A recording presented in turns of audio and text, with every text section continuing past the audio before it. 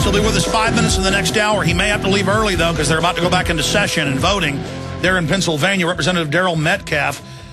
Sir, look, there's a lot of other angles to this, and one big one is defamation. To have them secretly demonizing you, demonizing an elected representative, mainline Second Amendment groups, mainline anti-war groups, mainline groups that don't want gas pipelines in their backyard, whether you agree with them or not, they've got their right. And what about a defamation angle, a civil operation if the legislature blocks a true investigation? I mean, this is a big deal. We've got to stop these foreign secret police. I agree with you, and I know there's citizens that are looking at their various options that they can pursue to try and investigate this further, get more information, and really kind of bring the hammer down on this type of activity that has happened and stop it from happening in the future.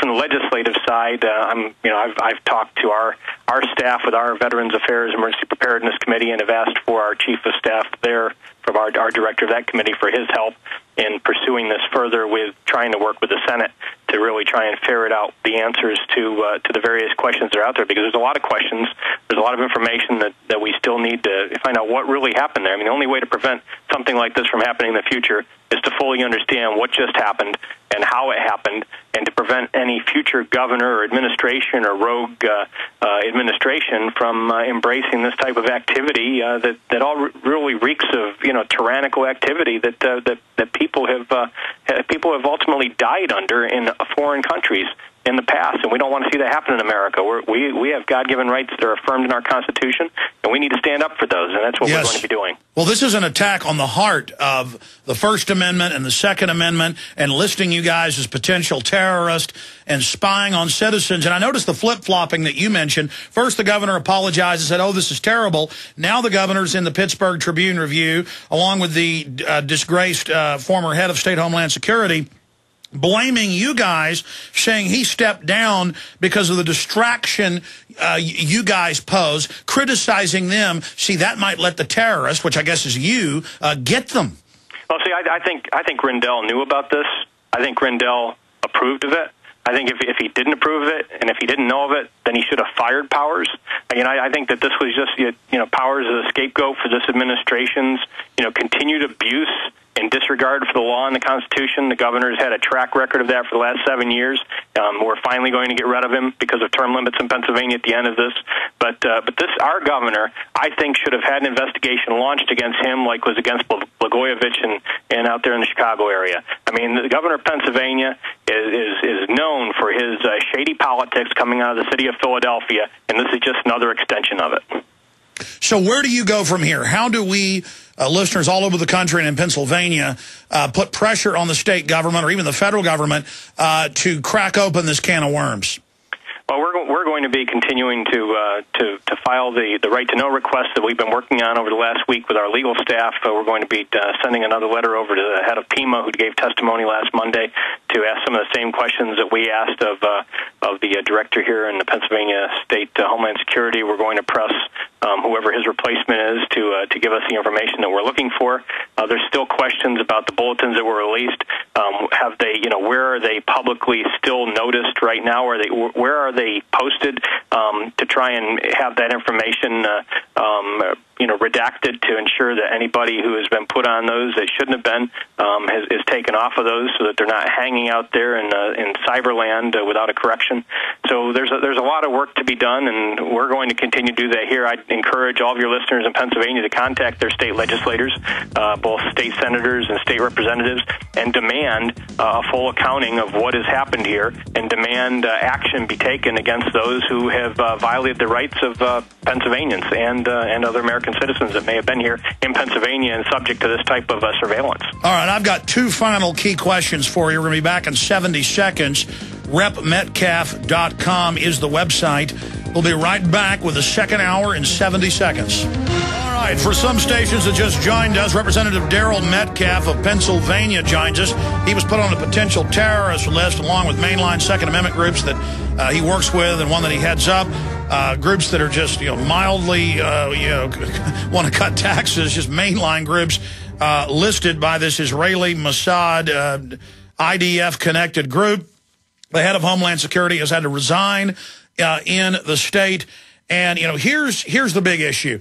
Regardless of where this investigation goes, state police, feds, local police listening to us all over the country, in Chicago and L.A. and San Francisco and Orlando, all over the place, Austin, they need to know that if you've got foreign private intelligence groups demonizing mainline conservatives and libertarians, or liberals for that matter, and those groups have no history of anything illegal, well, this is treason that you're seeing. And I talked to the representative during the 1-minute break, and I said, have you had any law enforcement contacts with more data? Because he's trying to get the full reports, but the Homeland Security is trying to block that at the state level. So he said he is happy to have law enforcement in the state of Pennsylvania or other law enforcement around the country. We've been sent the MIAC report and others last year to break this wide open, because it's a lot worse than even what we know. RepMetcalfe.com, Representative Metcalfe, RepMetcalfe.com. You can get him there, or DarylMetcalfe.com. But we've got a few minutes left before you have to go to your votes in open session there in Pennsylvania. But, can you comment on this demonization? This is defamation, and we need to let police and others know when this is going on, this is illegal. Go ahead. Well, we do. So when I was a soldier, it was very clear and made clear to us from our senior officers that there were such things as unlawful orders, and if an officer or an NCO gave you an unlawful order, then you did not have to follow it. And I think that's what our law enforcement officers have to remember across the country, is that their higher-ups are not always operating within the confines of the law or the Constitution. And when they go out of bounds, that they need to be aware, they need to be courageous enough to step forward to ensure that this isn't going to happen. These types of activities where you see law enforcement rogue leadership in law enforcement or administrations around the country, they're happening in sanctuary cities where they're giving sanctuary status to illegal aliens.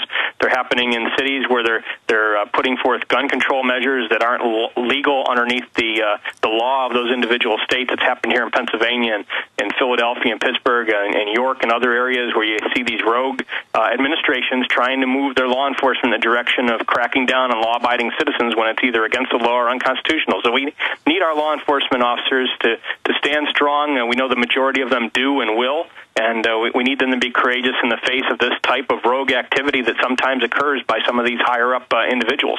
And to be clear, state Homeland Security and the governor, caught with their pants down, are trying to keep this from coming out in the legislature. You are the government. You were elected by the people. The legislature is legitimate. Foreign Israeli spies working with the governor, that's illegitimate. And so you're asking law enforcement in Pennsylvania to send you whatever bulletins and stuff they've got on the patriot groups so that you can bring that to the full legislature, correct? That would be a great help. If there's law enforcement officers out there that have information about what's taken place here with this Institute of Terrorism Research and Response and their connections to the Homeland Security or the PEMA or the state police, that any information that they could forward on to my office would be a great help as we continue the investigation.